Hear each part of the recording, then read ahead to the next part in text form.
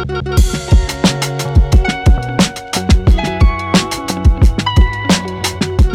we'll start preparing the salad. We can keep it simple. We can put the whole burrata also. Okay, then I'm placing the tomatoes.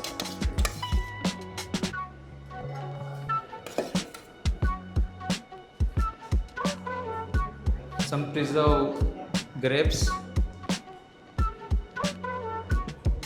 Placing some tomato jellies. These are pine nuts, roasted pine nuts, which is used in pesto. Okay, so this is the basil pesto.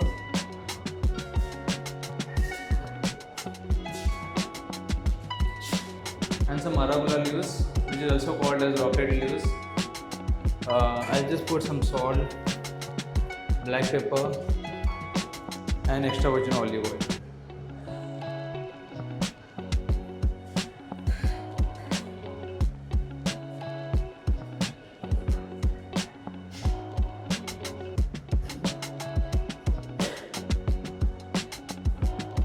And some basil leaves.